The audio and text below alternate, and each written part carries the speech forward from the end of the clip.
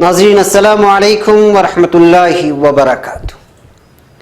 मैं हूँ आपका मेज़बान अंसार अजीज़ नदवी और आप मेरे साथ देख रहे हैं सीधी बात।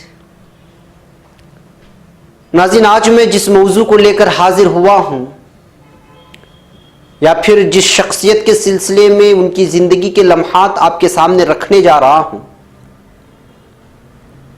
वो किसी सियासी पार्टी की तर्जुमानी नहीं है, बल्कि मैंने अटल बिहारी वाजपेयी को बहैसियत बीजेपी पार्टी के नेता या उसके साबिक सदर या जनसंघ के बानी इस हैसियत में उसको देखा नहीं हूं। मुझे जब भी उनकी जिंदगी के सिलसिले में या फिर उन सियासी जिंदगी के सिलसिले में पढ़ने का मौका मिला तो मुझे मनफी चीजें कम और मुस्बत ज्यादा मिली। इसी वजह से ये सीधी बात आप लोगों के सामने लेकर के आया हूं। इसमें बहुत सारे तस्करे मिलेंगे, सियासी भी और गैर सियासी भी। जी हां, अटल बिहारी वाजपेयी, जिनका आज अंतिम संस्कार हो गया है दिल्ली में। एक ऐसे लीडर जिन्होंने कभी सियासत में दुश्मन नहीं बनाए। मैं अगर यूं कहूं कि ये हिंदुस्तानी तारीख के ऐसे साबिक वजीर आजम और पहले वजीर आजम हैं और ऐसे सियासी नेता हैं जिन्होंने कभी किसी से सियासी जिंदगी में हो या जाती जिंदगी में अदावत नहीं की, तो शायद मैं गलत नहीं हूंगा। यही वजह है कि आज पड़ोसी मुल्क पाकिस्तान के अवाम भी उनकी मौत पर सोगवार है। ऐसे सियासी लीडर हिंदुस्तान में बमुश्किल पाए जाते हैं, बल्कि अगर मैं यूं कहूं कि पाए ही नहीं जाते तो शायद दुरुस्त है।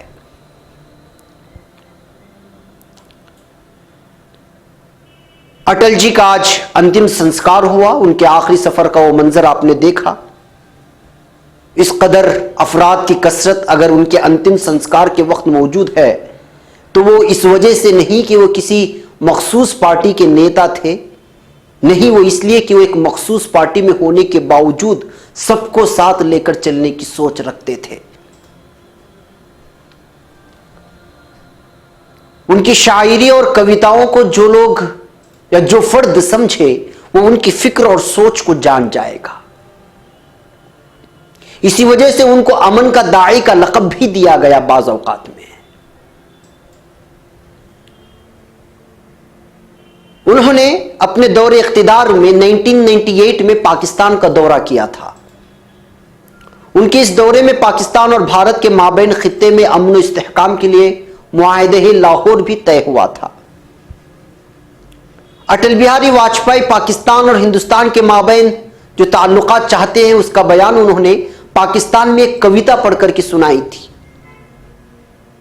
वो कविता सुनाते हैं कि विश्व शांति के हम साधक हैं, जंग ना होने देंगे, कभी ना खेतों में फिर खूनी खाद फलेगी, खलियानों में नहीं मौत की फसल खुलेगी, आसमान फिर भी कभी ना अंगारे उगलेगा, एटम से नागासाकी फिर नहीं जलेगा, हथियारों के ढेरों पर जिनका है डेरा, मुंह में शांति बगल में बम, धोखे का है फेरा, कफन बेचने वालों से ये कह दो चिल्लाकर, दुनिया जान गई है उनका असली चेहरा, कामयाब हो उनकी 40 ढंग न होने देंगे, जंग न होने देंगे, जंग न होने देंगे। हमें चाहिए शांति, जिंदगी हमको प्यारी, हमें चाहिए शांति, सर्जन की है तैयारी, हमने छेड़ी जंग भूख से बीमारी से, आगे आकर हाथ बिठाए दुनिया हमारी सारी, हरी भरी धरती को खूनी रंग ना लेने देंगे, जंग ना होने देंगे, जंग ना होने देंगे।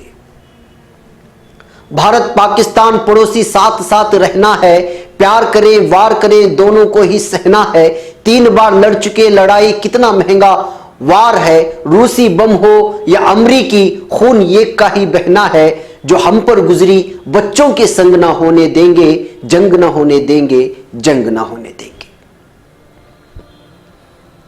नाज़रीन, इस कविता में एक पैगाम था, माजी का एक दर्द था। जी हां नाज़रीन, आइए देखते हैं कि अटल बिहारी वाजपेयी कौन थे और किस कस्बे से आते थे, वो किस सोच और फिक्र के हामिल थे। नाज़रीन, दरअसल वाजपेयी को बाज लोग हमेशा से कहते हैं वो आरएसएस के मुखौटा रहे हैं। और बाज लोगों का मानना है कि राम राज्य के हकीकी आइडियोलॉजी चाहते थे, जिसमें तमाम मजाहिब को साथ लेकर जाना चाहते थे। बहरकैफ इन तमाम मुतनाज़ात फिक्रों पर मैं आगे जाकर बात करूंगा। इससे कबल आइए उनकी इब्तिदाई जिंदगी को समझने की कोशिश करते हैं। मध्य प्रदेश के ग्वालियर में 25 दिसंबर को 1924 को कृष्णा बिहारी वाजपेयी और कृष्णा देवी के घर उनकी पैदाइश हुई। उनके दादा पंडित श्यामलाल वाजपेयी ने अपने आबाई वतन बतेश्वर यूपी से मध्य प्रदेश ग्वालियर में वाक़े मोरिना इलाके में आकर के रिहाइश इख्तियार की थी। उनके वालिद कृष्णा बिहारी वाजपेयी एक शायर थे और गांव के स्कूल में मुदर्रिस थे। अटल जी की इब्तिदाई तालीम ग्वालियर के सरस्वती शिशु मंदिर नामी तालीमी इदारे में हुई और बाद में ग्वालियर की विक्टोरिया कॉलेज, जिसको अब लक्ष्मीबाई कॉलेज के नाम से जाना जाता है, उसमें अपनी तालीम आगे बढ़ाई। हिंदी, संस्कृत और अंग्रेजी जबानों में खुसूसियत हासिल की और ग्रेजुएशन पास कर लिया। इन्होंने कानपुर के डीएवी कॉलेज में सियासी सब्जेक्ट पर एमए भी किया था। जब तालीम मुकम्मल हुई तो अटल जी ने ग्वालियर के आर्या समाज के एक शोबा, जिसे आर्या कुमार सभा कहा जाता था, वहां से अपनी सरगर्मियों का आगाज किया। फिर 1944 में इसी सभा के वो जनरल सेक्रेटरी मुकर्रर हुए या मुंतखब किए गए। उसके बाद वो 1939 में वो राष्ट्रीय स्वयं सेवक संघ यानी आरएसएस से जुड़कर उसके एक सेवक बन गए। इस दौरान वो बाबा साहेब आप्टे नामी एक लीडर से ज्यादा मुतासिर हुए थे। वो भी मशहूर लीडर थे उस वक्त के, आरएसएस के आइडियोलॉजी को समझाने वाले। और फिर 1940 से 44 के इस अरसे के दौरान में आरएसएस के तरबेती कैंप में हिस्सा लेना शुरू कर दिया और 1947 में आरएसएस के बाकायदा रुकन बन गए। उस जमाने में वो आरएसएस के बड़े प्रचारक माने जाते थे, दाई जिसको आप कह सकते हैं, बुलाने वाला।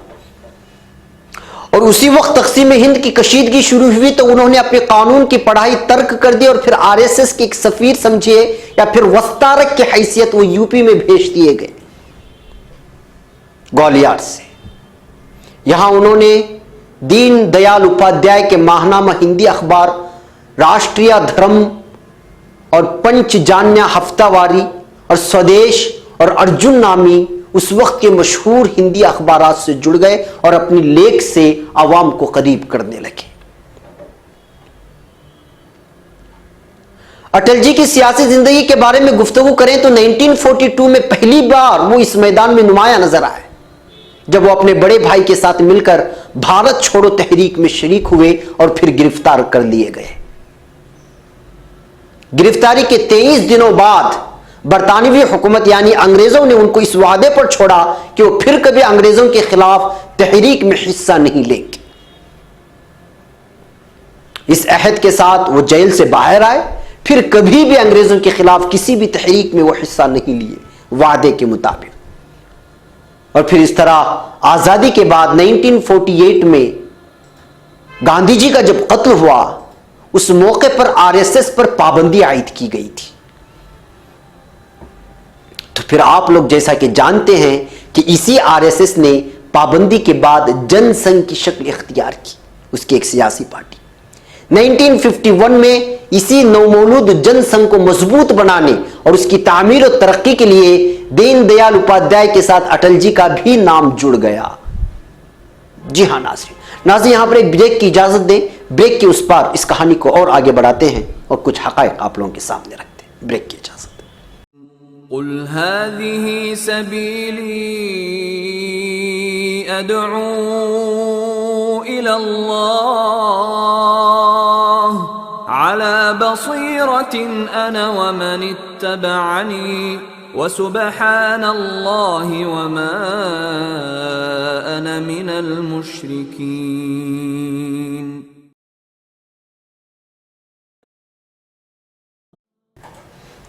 नाज़रीन, इस्तकबाल है सीधी बात किरणों की महफिल में। नाज़रीन, दरअसल आरएसएस की जानिब से कायम करदा जनसंघ एक सियासी लेफ्ट दायां बाजू पार्टी थी। इसी जनसंघ की मजबूती के लिए दिल्ली में वाक़ शिमाली हिंद के इलाकों के लिए कौमी जनरल सेक्रेटरी के ओहदे पर अटल जी को फाइज कर दिया गया था। इस वक्त तक वो अपने जोशीले बयानात की वजह से एक मखसूस कौम के लीडर बनकर उभर चुके थे। तो उन्होंने श्यामा प्रसाद मुखर्जी के पीछे चलने लगे। श्यामा प्रसाद मुखर्जी उनके एक उस्ताद माने जाते हैं, जो आरएसएस की आइडियोलॉजी को लेकर के जो तबलीग करते थे और उस जनसंघ से जोड़ने की जो कोशिशें करते थे। इनकी भी एक अलग तारीख है। उनको रहनुमा मानकर तहरीकों में बढ़ चढ़कर हिस्सा लेने लगे।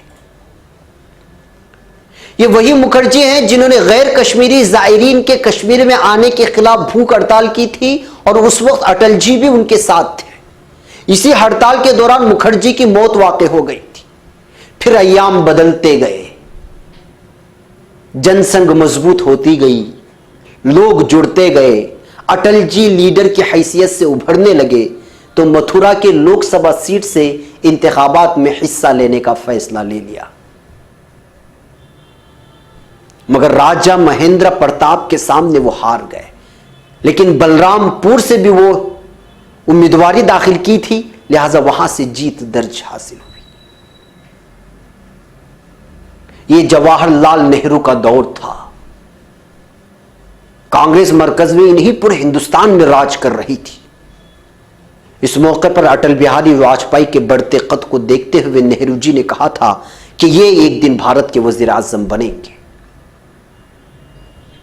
उनकी कायदाना सलाहियत और फिर तकरीरी सलाहियत का नतीजा था कि अटल जी जनसंघ की तर्जुमानी का एक उभरता हुआ बल्कि खुला हुआ चेहरा बनकर के सामने आए। दीनदयाल उपाध्याय की जब वफात हुई तो फिर उसके बाद पूरी पार्टी की जिम्मेदारी उनके कंधों पर आ गई। उसके बाद 1968 में वो जनसंघ के कौमी सदर बन गए और नानाजी देशमुख, बलराज मोदक और लाल कृष्ण आडवाणी के साथ मिलकर जनसंघ की क़यादत की।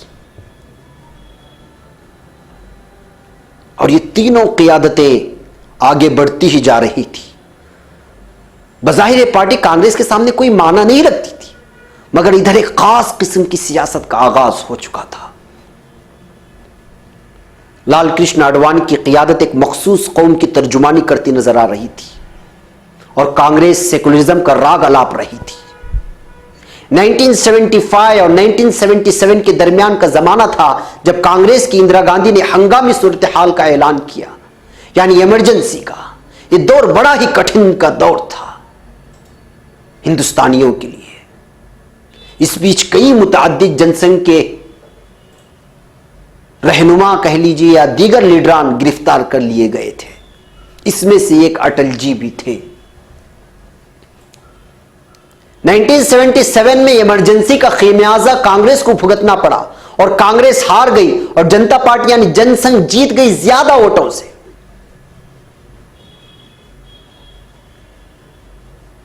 मुरारजी देसाई जनसंघ के पहले वजीर आजम बने और उन्हीं के दौर में अटल जी पहले वजीर खारिजा बन गए। अपने इसी दौर में उन्होंने अक़वाम मुत्तहिदा यानी यूनाइटेड नेशन के जनरल असेंबली में हिंदी में भाषण देकर असेंबली में पहले हिंदी तकरीर करने वाले बन गए थे, जिसको हिंदुस्तान भर में सराहा गया था। मगर यह हुकूमत 2 साल भी चल नहीं पाई। लिहाजा 1979 में यह हुकूमत सुकूत के करीब थी कि इस अरसे में अटल जी सियासत के एक जाने पहचाने लीडर बन चुके थे। इसी साल यानी 1979 में खुद जनसंघ यानी जनता पार्टी में खाना जंगी शुरू हो गई। जी हां, इस पार्टी में झगड़े शुरू हो गए। आपसी इख्तिलाफात की वजह से यह पार्टी तहलील हो गई। उसके बाद अटल जी ही थे जिन्होंने आरएसएस के कुछ लीडरान को और फिर जनता पार्टी यानी जनसंघ के कुछ लीडरान को लेकर भारतीय जनता पार्टी यानी बीजेपी की बुनियाद रखी, जो आज इस देश में हुकूमत कर रही है और नरेंद्र मोदी जिसके वजीर आजम हैं। इसी पार्टी में फिरोज सिंह शेखावत और अटल जी के दोस्त लाल कृष्ण आडवाणी थे, जिनको इस वक्त पार्टी ने हाशिए पर डाल रखा है। भारतीय जनता पार्टी के पहले कौमी सदर बने अटल जी ने मजीद मजबूत हो गए और फिर सीधे सीधे कांग्रेस हुकूमत को निशाने पर लेना शुरू कर दिया। यह वही दौर था जब पंजाब में सिख अस्करियत पसंदी उरूज पर थी, जंगजूयत उरूज पर थी। उसका जिम्मेदार कांग्रेस को करार देते हुए इंदिरा गांधी हुकूमत को अटल जी ने बदउन्वान करार दिया और खूब बयानबाजियां जारी रखी। अटल जी ने मुल्क के इत्तेहाद और यकजहती की बात करने लगे और फिर सिख अस्करियत पसंदी की जिम्मेदारी बराह रास्त इंदिरा गांधी के कांधों पर डाल दिया और उनकी पार्टी को करार देने लगे। इसका नतीजा यह निकला कि भारतीय जनता पार्टी के उस वक्त का चेहरा अटल जी का और मजीद उभर करके सामने आया। मगर इतना सब होने के बावजूद, इतनी मेहनत के बावजूद 1984 में भारतीय जनता पार्टी को महज 2 ही नशिस्तें मिल पाई। इस हार के बावजूद अटल जी ही ने भारतीय जनता पार्टी के सदर रहे और पार्लियामान के हिज़्ब मुखालिफ के लीडर भी। भारतीय जनता पार्टी को लगातार हार का एहसास खाए जा रहा था और किसी करवट सीटें नहीं मिल रही थी। तो यह वही दौर था जब हिंदुस्तानी हिंदू मुसलमानों के साथ जज्बाती सियासत शुरू हो गई, हिंदुओं के साथ भी और मुसलमानों के साथ भी। और फिर भारतीय जनता पार्टी ने अयोध्या में राम जन्मभूमि का मसला छेड़ दिया और फिर राम मंदिर बनाने का अज़्म किया। इसके बाद से भारतीय जनता पार्टी की एक अलग ही पहचान बन गई। इस मामले को वो सियासी आवाज बन गई, इस पार्टी की सियासी आवाज बन गई। फिर एक मुकम्मल साजिश के तहत 1992 में जब बाबरी मस्जिद शहीद कर दी गई तो बहुत सारे बीजेपी लीडरान के नाम आए, मगर अटल बिहारी वाजपेयी का नाम नहीं आया, सिवाय इसके कि उन्होंने एक दिन कबल लखनऊ में एक बयान दिया था जिसमें बाबरी मस्जिद के गुंबदों को नोकीले पत्थर से तशबीह दे रहे थे और कह रहे थे कि इनको हटाना होगा। और फिर हाईकमान से दिल्ली में रहने का हुक्म मानते हुए वो अयोध्या नहीं गए बल्कि नई दिल्ली में ही बैठ करके सारा तमाशा देखते रहे।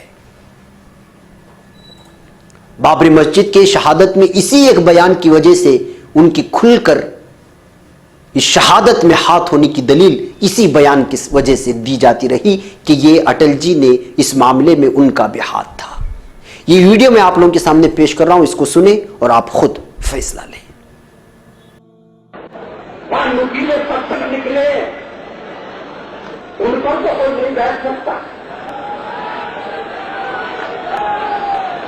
तो जमीन को समतल करना पड़ेगा। किसी को उम्मीद नहीं थी कि अटल ऐसा कहेंगे, क्योंकि कट्टर छवि केवल आडवाणी की थी, अटल की नहीं। अटल बोले कि सुप्रीम कोर्ट ने कहा है कि अयोध्या में आप भजन कर सकते हैं, कीर्तन कर सकते हैं। अब भजन एक व्यक्ति तो करता नहीं है, भजन होता है तो सामूहिक होता है, और कीर्तन के लिए तो और भी लोगों की जरूरत होती है। भजन और कीर्तन खड़े खड़े तो होते नहीं है, कब तक खड़े रहोगे? नुकीले पत्थरों को समतल करना पड़ेगा। जी हाँ, नुकीले पत्थरों को समतल करना पड़ेगा। इशारा साफ था, निशाने पर बाबरी मस्जिद थी। अटल ने बाबरी मस्जिद गिराए जाने से ठीक एक दिन पहले रैली करके ये बातें कही थी। आज हम आपको बताएंगे कि जिस दिन बाबरी गिराई गई उसके ठीक एक दिन पहले क्या क्या हुआ था। 1990 में मुलायम कार सेवकों पर गोली चलाकर सत्ता से बाहर हो गए थे। मुलायम बाहर हुए तो राम लहर पर सवार होकर बीजेपी के कल्याण सिंह मुख्यमंत्री बन गए। फिर 1992 में बाबरी मस्जिद गिरवाकर कल्याण सिंह सत्ता से बाहर हो गए और मुलायम सिंह यादव अपनी समाजवादी पार्टी बनाकर सत्ता में आ गए। यानी 90 के दशक में 2 मुख्यमंत्रियों को बाबरी मस्जिद ने ही बनाया और दोनों मुख्यमंत्रियों को बाबरी मस्जिद ने ही सत्ता के बाहर कर दिया। वापस बाबरी मस्जिद गिराए जाने के एक दिन पहले पर ही आते हैं, यानी 5 दिसंबर 1992 दोपहर के बाद का समय था। अयोध्या से पहले लखनऊ में अटल बिहारी वाजपेयी ने एक बड़ी रैली की और इस रैली में अटल ने जो कहा उसे सुनकर राम भक्तों की रगों में जोश भर गया। अटल ने कहा कि अयोध्या में नुकीले पत्थर निकले हैं। नुकीले पत्थरों से उनका साफ इशारा मस्जिद के गुंबद से था। अटल ने कहा कि भगवान की सेवा के लिए राम भक्त अयोध्या जा तो रहे हैं, लेकिन नुकीले पत्थरों पर थोड़ी ना बैठेंगे। उन पर कोई बैठ कैसे सकता है? तो जमीन को समतल करना पड़ेगा, बैठने लायक करना पड़ेगा। यज्ञ का आयोजन होगा तो कुछ निर्माण भी होगा, कम से कम वेदी तो बनेगी ही। मैं नहीं जानता कि कल वहां क्या होगा। मेरी अयोध्या जाने की इच्छा है, लेकिन मुझे कहा गया है कि तुम दिल्ली में रहो। सुप्रीम कोर्ट ने जो फैसला किया है उसका अर्थ मैं ये निकालता हूं, वो कार सेवा रोकता नहीं है। सचमुच में सुप्रीम कोर्ट ने हमें अधिकार दिया है कि हम कार सेवा करें।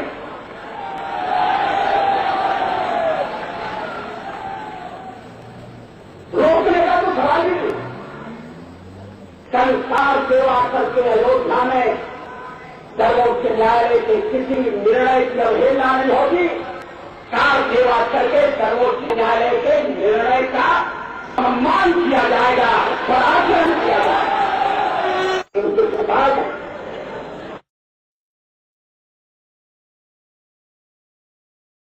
कोई नहीं बैठ सकता, तो जमीन को समतल करना पड़ेगा, बैठने लायक बनाना पड़ेगा।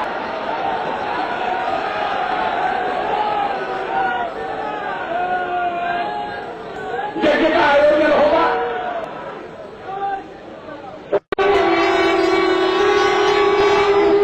मैं नहीं जानता कल क्या होगा। मेरी अयोध्या जाने की इच्छा थी, मगर मुझे कहा गया तुम दिल्ली जाओ और मैं आदेश का पालन करूंगा। लेकिन मैं देख रहा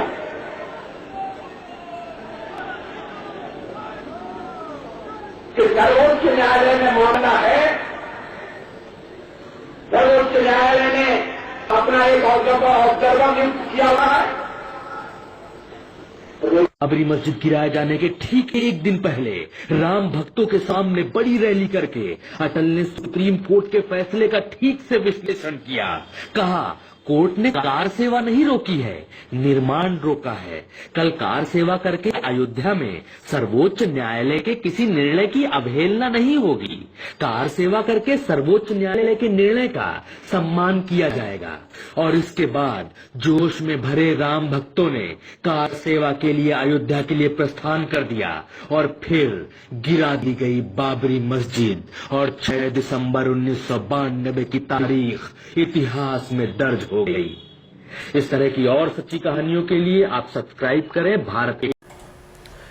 नाज़रीन, यानी सियासी तबसरा निगारों का मानना था कि अयोध्या राम मंदिर का मसला उठा था इन्हीं की सदारत के दौरान, और वो चाहते थे इस मसले को दबा भी सकते थे। यानी जो साजिशें हो रही थी सब का सब उनके इल्म में था। मगर 1992 के इस सियासी दौर में अटल जी का चेहरा वो चेहरा नहीं था जिस तरह का चेहरा लाल कृष्ण आडवाणी का था। यानी रथ यात्रा के साथ जिस कदर मुल्क में बदमनी फैलाने की कोशिश लाल कृष्ण आडवाणी ने की थी, उसमें अटल जी शरीक नहीं थे। मगर इसके बावजूद भारतीय जनता पार्टी और आरएसएस के साथ जुड़े होने के बावजूद उनका ना रोकना या फिर यूं कहिए कि खामोश रहना कई सवालात खड़ा कर रहा था, जिसकी वजह से अटल जी एक और चेहरा जो सामने आया, उनका जो सामना आया वो यही मौका था। और एक और मौका भी था, वो मौका था गुजरात फसादात के बाद का। जी हाँ नाज़रीन, मैं इंशाल्लाह ब्रेक के बाद उसको आप लोगों के सामने रखूं। ब्रेक की इजाजत। कुल हाज़िही सबीली अदअू इलल्लाह अला बसीरतिन अना व मन इत्तबअनी व सुब्हानल्लाहि व मा अना मिनल मुश्रिकीन।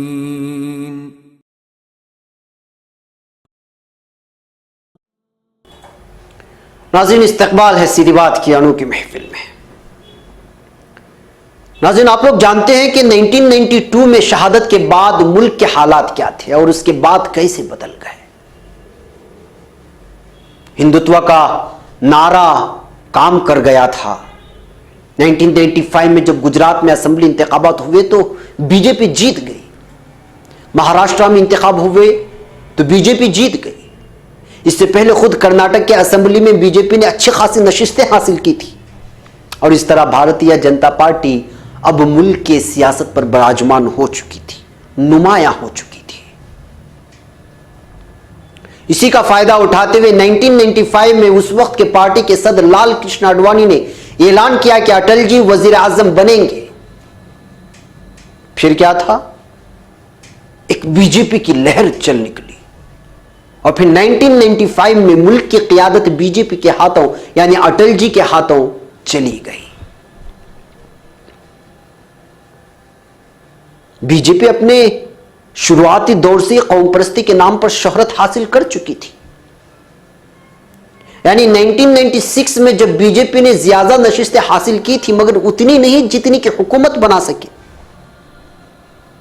लिहाजा उस वक्त के मुल्क के सदर शंकर दयाल शर्मा ने अटल जी को दावत दी कि हुकूमत बनाए और उन्होंने मुल्क के 10वें वजीर आजम की हैसियत से हलफ भी उठाया।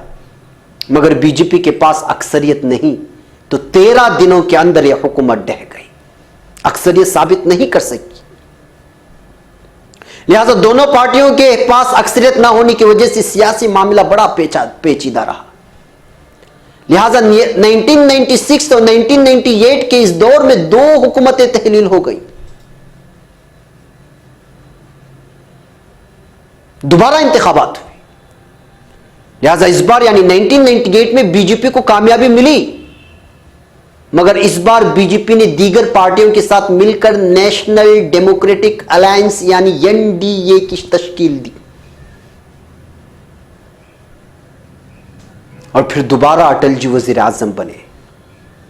अब जब अटल जी वजीर आजम बने तो यह हुकूमत 13 माह तक ही कायम रह सकी, क्योंकि 1999 के बीच में जयललिता की क़ियादत और AIADM पार्टियों ने अपना ताउन वापस ले लिया था। उस वक्त ये एनडीए में शामिल थे, यानी वो एनडीए से बाहर आ गई। लिहाजा 17 अप्रैल को बीजेपी ने एतमाद का वोट हासिल नहीं कर पाई और सिर्फ 1 वोट से हार गए। अगर 1 वोट भी मिलता तो बीजेपी उस वक्त हुकूमत को आगे बढ़ाती, लेकिन उस वक्त हार गई। उसके बाद फिर दोबारा इंतखाबात हुए, फिर बीजेपी जीती और 1999 से 2004 की मियाद पहली बार मुकम्मल की अटल जी ने 4 दहाइयों से ज्यादा अरसे तक भारतीय पार्लियामेंट के ये रुकन रहे हैं। 10 मरतबा लोकसभा के लिए मुंतखब हुए हैं, 2 मरतबा राज्यसभा के लिए चुने गए हैं। 2009 में लखनऊ से रुकने पार्लियामेंट रहे हैं। फिर उसके बाद उनकी सेहत बिगड़ने लगी और बस यूं समझिए कि अटल जी ने साल 2010 से ही सियासत से दूरी इख्तियार कर ली थी। उनके दौरे हुकूमत के कई ऐसे फैसले या असफार हैं जिसको तारीख ने याद रखा है। कारगिल जंग इन्हीं के दौरे इख्तिदार में हुई। हिंदुस्तान ने अपना एटमिक यानी कि जेर जमीन जोहरी तजुर्बा 1998 में किया था जब अटल जी वजीर आजम थे। ये तजुर्बा इस्माइलिंग बुद्धा के नाम से 1974 के 24 बरस बाद किया गया था। इस तजुर्बे का नाम पोखरण दुवम के नाम से याद किया गया। जब हिंदुस्तान ने यह तजुर्बा किया तो उसके ठीक 2 हफ्तों बाद पाकिस्तान ने अपना जौहरी हथियार का तजुर्बा किया और वो भी एटॉमिक पावर कंट्रीज के फहरिस्त में शामिल हो गया। यानी यूं समझिए कि पाकिस्तान और हिंदुस्तान एक ही वक्त में थोड़े बहुत दिनों के फर्क के साथ एटॉमिक पावर बन चुके थे। इस बीच हिंदुस्तान और पाकिस्तान से कई दीगर ममालिक खफा हुए एटॉमिक पावर का तजुर्बा करने की वजह से। हिंदुस्तान का साथ उस वक्त रूस और फ्रांस ने दिया था, मगर अमेरिका, कनाडा, जापान, बर्तानिया और यूरोपीय इत्तेहाद ने मुखालिफत करके भारत पर इंफॉर्मेशन और टेक्नोलॉजी जैसे शोबों पर पाबंदियां आयद कर दी थी, मगर इसका कोई असर हिंदुस्तान पर नहीं हुआ। फिर 6 महीने बाद ही तमाम मुल्कों ने पाबंदियां हटा ली। इसके अलावा अटल जी ने 1999 के अवाखिर में 1998 में वो सफर कर चुके थे पाकिस्तान का दौरा, लेकिन 1999 के अवाखिर में पाकिस्तान के साथ रिश्तों को बहाल करने के लिए अमन सुकून की बहाली के लिए हिंदो पाक के माबैन बेतहाशा मेहनत करने लगे, जद्दोजहद करने लगे। उन्होंने दिल्ली और लाहौर बस सर्विस का भी आगाज किया। अटल जी ने कश्मीर के मसले और तनाज़ात को हल करना चाहते थे। इसी दौर में तिजारती ताल्लुकात को मजीद वुसाअत दी गई हिंदू पाक के माबैन। इस तरह इस दोस्ती की वजह से जौहरी तजुर्बे के बाद जो दूरियां दो मुल्कों में पैदा हुई थी और बिलखुसूस एशियन ममालिक में जो दूरियां बढ़ी थी वो दूर हो गई।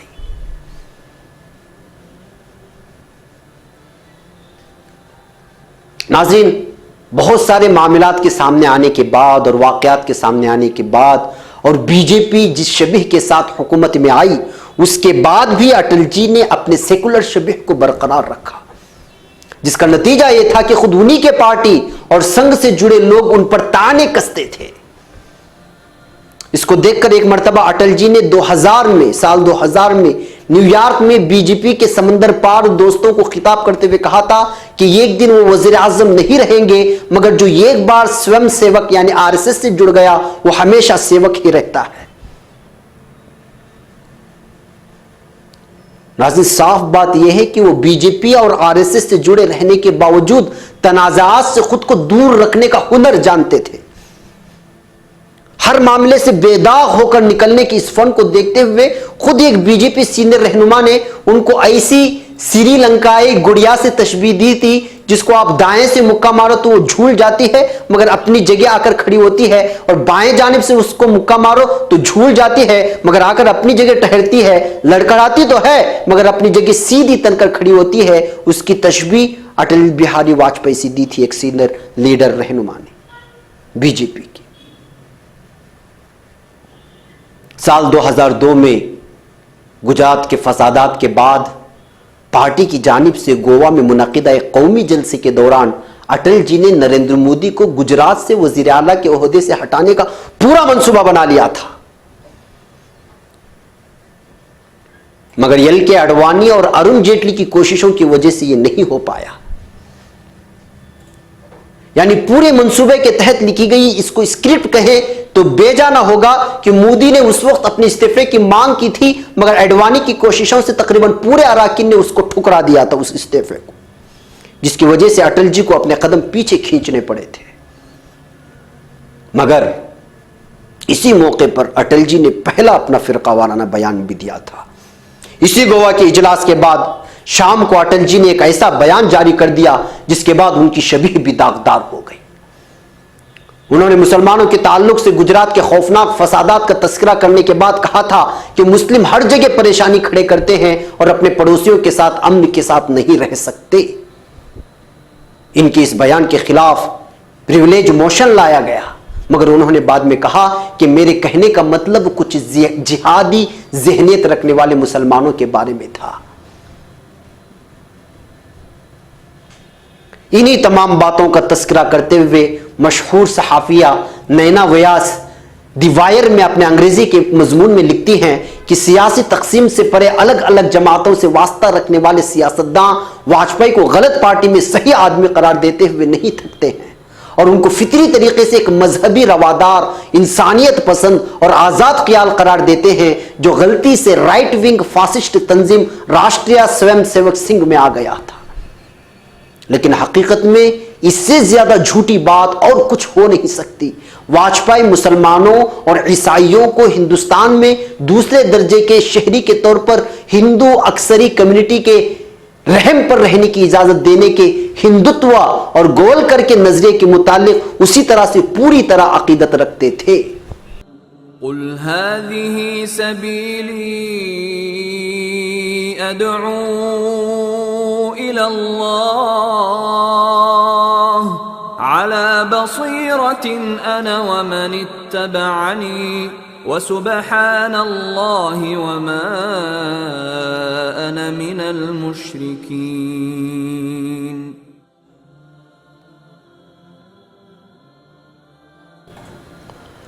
नाज़रीन, वक्त हो चला है। कई सारी बातें होने के बावजूद वो अपनी खामोशी, बेहतरीन शायरी और सियासी सूझबूझ के साथ एक अलग ही सोच रखकर इस दुनिया से तो चले गए। उनकी एक सोच वो है जो मैंने इब्तिदा में कुछ अशआर उनके सुनाए, उनकी एक और सोच उस नज़म में भी है जिसको उन्होंने लिखा है हिंदू तन मन हिंदू जीवन। ये पढ़ने के बाद अंदाजा लगाना आसान हो जाता है कि आखिर वो किस सोच के हामिल थे और क्यों उन्होंने न्यूयॉर्क में कहा था कि एक बार जो राम सेवक या सेवम सेवक बन गया तो वो सेवम सेवक ही रहेगा। नाज़रीन, सोचिए जरूर और मुझे इजाजत दें। अस्सलामु अलैकुम वरहमतुल्लाहि वबरकातुहू। कुल हाज़िही सबीली अदअू इलल्लाह अला बसीरतिन अना व मन इत्तबअनी व सुब्हानल्लाहि व मा अना मिनल मुश्रिकीन।